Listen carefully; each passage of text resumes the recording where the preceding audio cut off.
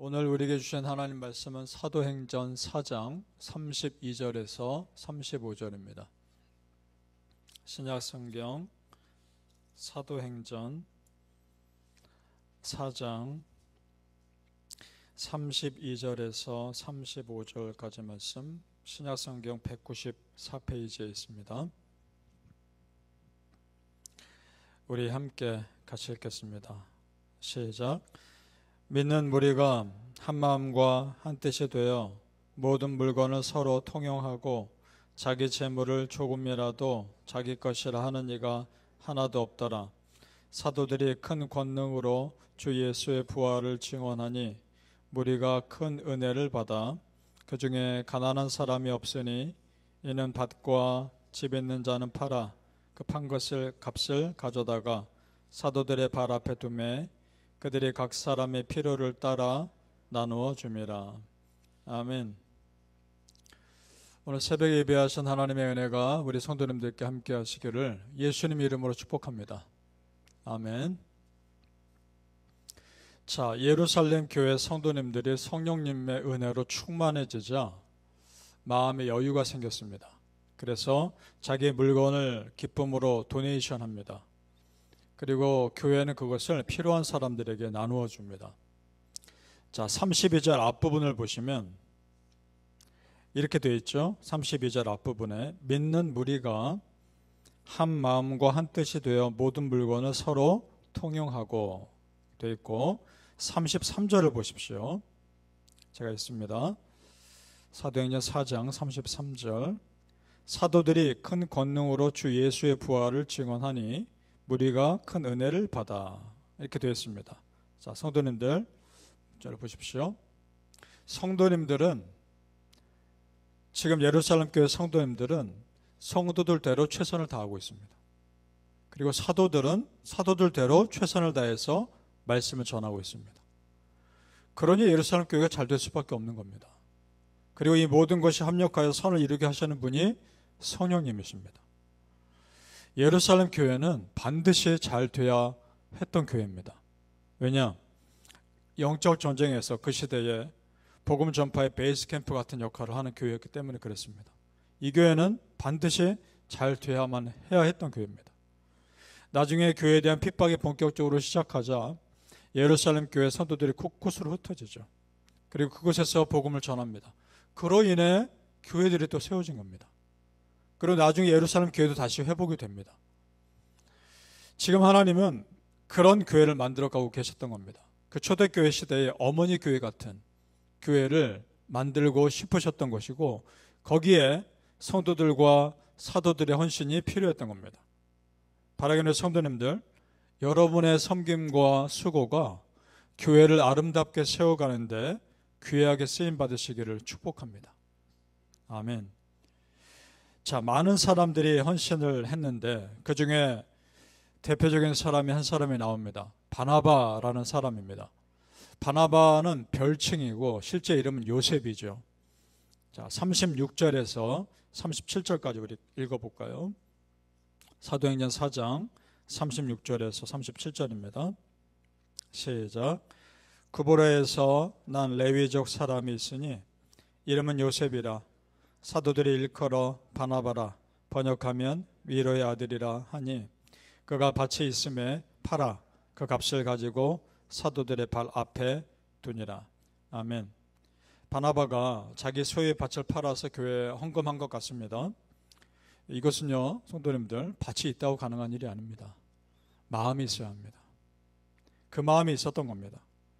많은 성도들이 헌신을 하는 가운데 바나바라는 이름이 특별히 기록된 걸로 보아 바나바가 다른 사람보다 더 열심으로 섬겼던 것 같습니다. 자, 여기서 사도들의 발 앞에 두니라라는 표현이 있는데 이 표현은 이런 겁니다. 이제 더 이상 내 것이 아닙니다. 하나님 겁니다. 하나님 뜻대로 사용하옵소서. 이런 의미가 있는 겁니다. 그렇습니다. 우리가 헌금했을 때 헌금하면 그 순간 그 헌금은 내 손을 떠난 겁니다. 내 손에서 하나님 손으로 옮겨진 겁니다. 하나님 겁니다. 그래서 32절 끝부분에 보면 이렇게 기록되어 있죠. 32절 끝부분입니다. 자기의 재물을 조금도 자기 것이라 하는 이가 하나도 없더라. 왜냐? 하나님께 드려진 것이기 때문에 그렇습니다. 바나바의 이런 모습이 당시 예루살렘 교회 성도들에게 도전과 은혜가 됐을 겁니다. 자, 지금 예루살렘 교회 성도들에게 이 모습이 은혜가 된 것은 자원하는 마음으로, 기쁜 마음으로 했기 때문에 그런 겁니다. 그래서 소중한 겁니다. 사실 하나님은 이미 모든 것 다 가지고 계시죠. 하나님께는 부족한 것이 없습니다. 하나님은 만약에 예루살렘 교회 성도들이 이런 헌신을 안 했어도 또 다른 식으로 예루살렘 교회를 도와주셨을 겁니다. 지금 이것은 예루살렘 교회 성도들에게 섬길 기회와 헌신할 기회를 주고 계시는 겁니다. 사랑하는 성도님들, 우리의 섬김과 헌신이 자원하는 마음이요 기쁜 마음으로 드려지는 제물 되시기를 예수님의 이름으로 축복합니다. 아멘. 아마도 바나바라는 사람에 대해서 예루살렘 교회 성도들 안에서 칭찬했겠죠. 그리고 사람들이 바나바가 누군가 관심을 가졌겠죠. 이런 모습을 보고서 비슷한 헌신을 한 가정이 나옵니다. 아나니아, 삽비라 가정입니다. 그런데 문제가 있습니다. 이 가정의 헌신이 순수하지가 않더라는 겁니다. 그것이 성경에 기록되어 있습니다. 5장으로 넘어갑니다. 사도행전 5장 1절에서 2절을 같이 읽어보죠. 사도행전 5장 1절에서 2절입니다. 시작. 아나니아라는 사람이 그의 아내 삽비라와 더불어 소유를 팔아 그 값에서 얼마를 감춤해 그 아내도 알더라. 얼마만 가져다가 사도들의 발 앞에 두니. 자, 아나니아 삽비라 부부가 자기의 소유를 바나바처럼 팔아서 헌금을 합니다. 그런데 그 중에 일부를 감추고 그것을 전부인 것처럼 바쳤던 것 같습니다. 놀랍게도 베드로 사도가 이것을 다 알고 있다는 겁니다. 그 다음 구절 3절을 또 같이 읽어보죠. 사도행전 5장 3절 시작. 베드로가 이르되 아나니아야 어찌하여 사단이 네 마음에 가득하여 네가 성령을 속이고 땅값 얼마를 감추었느냐. 베드로가 어떻게 알았을까요? 성령님이 알려주신 겁니다. 성령님의 사람에게 성령님이 말씀해 주신 겁니다. 그런 일이 충분히 일어날 수 있습니다. 베드로가 그러면서 뭐라 합니까? 사단이 내 마음에 가득하여 성령을 속이고 라고 되어 있습니다. 무슨 말이죠? 지금 단순히 땅값 얼마를 감춘 것뿐만이 아니라 지금 이런 모습은 하나님을 속이는 것이다. 하나님을 속이는 죄다. 그 말하고 있는 겁니다. 사단의 마음이라는 거죠. 여러분, 에덴 동산의 죄가 생각나지 않습니까? 사단이 하와와 아담을 유혹하면서 이 열매 먹으면 하나님처럼 될 것이다 라고 말합니다. 이것은 하나님 앞에서의 속이는 것이기 때문에 하나님을 속이는 것이고, 하나님이 처음 만들어 주신 에덴 동산과 첫 가정을 파괴하는 겁니다. 생각해 보세요. 아담과 하와는 하나님 맡은 첫 가정 아닙니까? 그 가정을 속이는 죄로 파괴하고 있는 거 아닙니까? 이 사건이 얼마나 중요하고 심각한지 알려면 그 당시에 이 영적 상황을 정확히 알아야 됩니다. 지금 예루살렘 교회는요, 처음 시작하는 겁니다. 처음 하나님의 교회가 시작되는 그런 단계인데 순결함이 깨어질 위기에 처한 겁니다. 마치 에덴 동산이 만들어지자마자 사단의 꾀임에 넘어간 하와 아담의 죄로 그 평화와 축복이 깨어진 것과 똑같은 위기입니다. 또 그럴 뻔한 위기인 겁니다.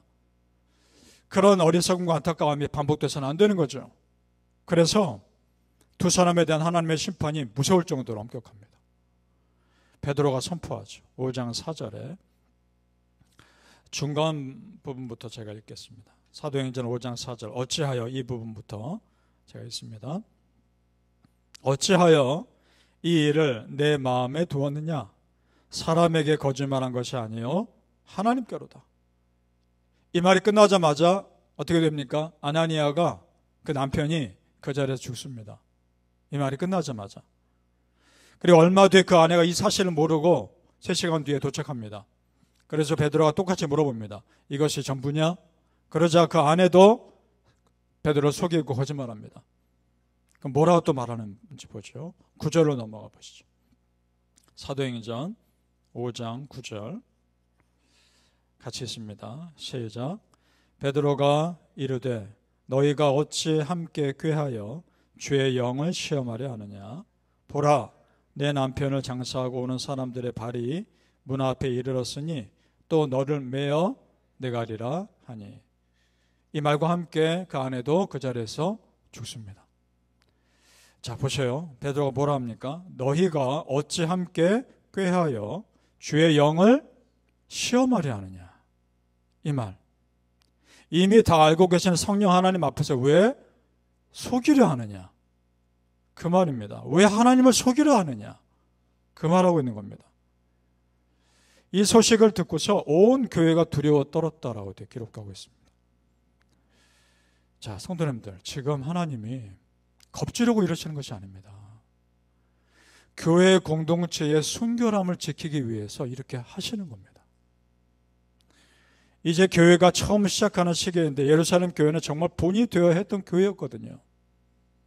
처음 교회 시작부터 망칠 수는 없는 일 아닙니까? 그런 의미를 모른 채 이 사건만 보면 하나님 너무하시는 거 아닌가, 너무 무서운 분 아닌가 이렇게 생각할 수 있지만 하나님 입장에서 생각하십시오. 하나님 입장에서 생각해 보면 영적으로 참 심각한 사건인 겁니다.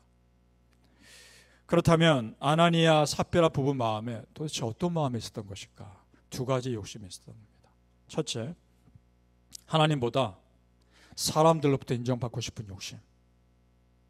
또 하나, 실상은 세상 것에 마음을 다 빼앗긴 사람이고 돈을 사랑하지만 겉으로는 영적인 것처럼 보이고 싶은 욕심. 두 가지입니다. 따라 성도님들, 이것을 통해 우리가 배워야 합니다. 세상 것에 마음 빼앗기지 말고 내 믿음 지켜냅시다. 그걸 도전받으셔야 합니다. 잠언 4장 23절에 모든 지킬 만한 것 중에 더욱 너희 마음을 지키라. 생명의 근원이 이에서 남이니라. 아멘. 보셔요. 실제 아나니아 삽비라 부부가 마음 지키지 못하니까 생명까지 빼앗긴 거 아닙니까? 바라기는 성도님들, 우리 한 사람 한 사람, 여러분 한 사람 한 사람의 순결함이 곧 교회의 순결함입니다. 그걸 믿으시고 오늘도 하나님 앞에서의 삶을 사시기를 예수님 이름으로 축복합니다. 아멘. 기도하겠습니다. 아버지 하나님, 참으로 깨어있어 두렵고 떨리는 마음으로 살게 하옵소서. 우리 하나님 한없이 좋은 분이지만 하나님 앞에서 내가 속이는 죄를 짓지 않게 하옵소서. 하나님 한없이 좋은 분이지만 한편으로 하나님 한없이 두려워하게 하옵소서. 내 속마음을 다 알고 계시고 내 속의 생각을 다 알고 계시는 하나님 앞에서 진실하고 순결하게 살아가게 하옵소서. 정말 하나님 앞에 내 있는 그들의 모습으로 나아가 도움을 구하며 간절히 용서를 구하고 기도했을 때 불쌍히 여겨주신 하나님의 은혜가 있는 줄로 믿습니다. 그 하나님 바라보며 오늘도 하나님 앞에서의 삶을 살아가게 하여 주시옵소서. 아나니아 삽비라 부부의 삶이 아니라 바나바의 삶을 살아가게 하여 주시옵소서. 감사하며 예수님 이름으로 기도합나이다. 아멘.